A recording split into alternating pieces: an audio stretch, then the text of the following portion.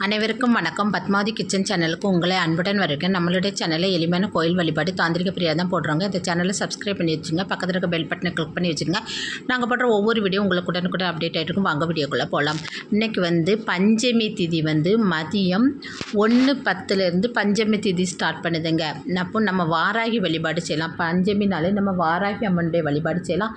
வாராகி அம்பாவை எப்படி வழிபாடு செய்யணும் அப்படின்னு பார்த்தீங்கன்னா, அதாவது நாளைக்கு மதியம் 1:55 வரையே பஞ்சமி திதி இருக்குங்க. அப்போ இன்றைக்கி மதியத்து தொட்டு நாளைக்கு மதியானம் வரை பஞ்சமி திதி இருக்குது. இதில் எப்போ உங்களுக்கு சாயந்தரம் சௌரியப்படுதோ அந்த சமயம் நீங்கள் அம்பாவை வழிபாடு செய்யலாம். உங்கள் வீட்டில் வாராகி அம்பாளுடைய படம் இருந்ததுன்னா படத்தை நல்லா தொடச்சி மஞ்சள் குங்குமம் சந்தனம் வச்சு அம்பாளுக்கு நறுமணமுள்ள நல்ல பூக்களை சுடுங்க. அப்படி படம் இல்லை, அப்படி அதாவது சிலைகள் இருக்குன்னா அந்த சிலைகளுக்கு ஒரு பாலோ பன்னீரோ விட்டு அபிஷேகம் பண்ணிவிட்டு அந்த சிலைகளுக்கு மஞ்சள் குங்குமம்லாம் வச்சு நீங்கள் இப்போ நல்ல மணமுள்ள பிச்சிப்பூ மாலை மல்லிகைப்பூ மாலை வாங்கி போடுங்க. சரி, இந்த சிலையும் இல்லை படமும் இல்லை அப்படின்னு நினைக்கிறவங்க ஒரு பிரச்சனை இல்லைங்க.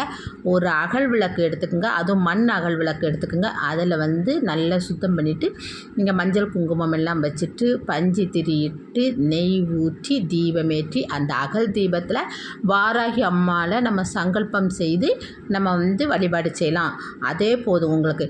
அதுக்கு நீங்கள் அம்பாளுக்கு ஏதாவது பிரசாதமாக நீங்கள் கண்டிஷனாக ஏதாவது வைக்கணும். உங்களால் முடிஞ்ச எந்த நாள் வைக்கலாம். மிளகு வடை வைக்கலாம், பால் வைக்கலாம், பின்ன கொண்டக்கடலை வைக்கலாம், பின்ன கடலை மிட்டாய், இப்படி எந்த பொருள் இருக்கோ அந்த பொருள் வைங்க. ஒன்றுமே இல்லைன்னா ஒரு கிளாஸ் பாலில் கொஞ்சோண்டு நாட்டு சர்க்கரை போட்டுட்டு அதில் அந்த ஏலக்காய் பொடி போட்டு நீங்கள் வச்சுருங்க. அதே நெய்வேத்தியமாக போதும்.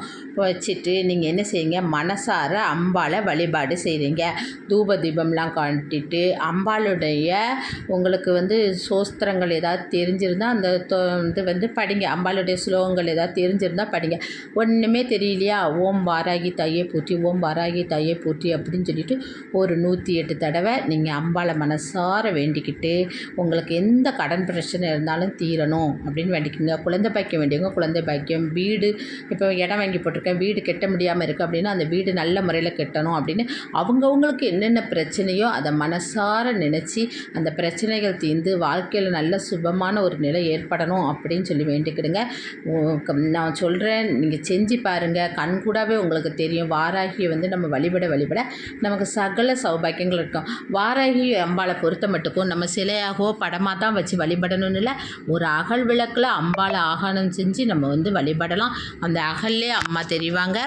வாராகி அம்மாவை பொறுத்த மட்டுக்கும் நம்ம கூப்பிட்ட குரலுக்கு குரல் கொடுக்குறவங்க. ஏன்னா நம்ம அம்மா நம்மளுடைய பெத்த தாயிட்ட போய் நம்ம எப்படி நம்மளுடைய மனசில் ஏதாவது இருந்தால் நம்ம சொல்லுவோம்ல, அதே மாதிரி அம்பாள்கிட்ட நீங்கள் மனமுருகி சொல்லுங்கள்.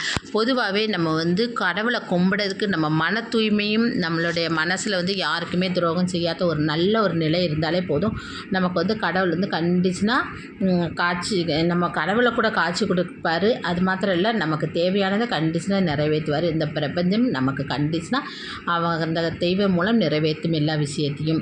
அது நீங்கள் வாராகி அம்மாவை வழிபடுங்க. இன்றைக்கி பஞ்சமி, கண்டிஷனாக வாராகியை வழிபடுங்க.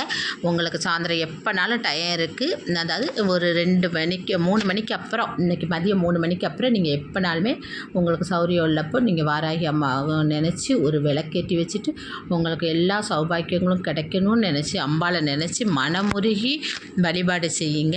முடிஞ்சால் இன்றைக்கி 2 பேருக்கு உங்களால் முடிஞ்சால் அன்னதானம் கொடுங்க. அதை நான் எப்போதுமே சொல்கிறது தான், தானத்திலே சிறந்த தானம் அன்னதானம். அந்த அன்னதானம் செய்யும்போது நம்ம வாழ்க்கையில் உள்ள கர்மாக்கள்லாம் நீங்கி நமக்கு நல்லது ஏற்படும்.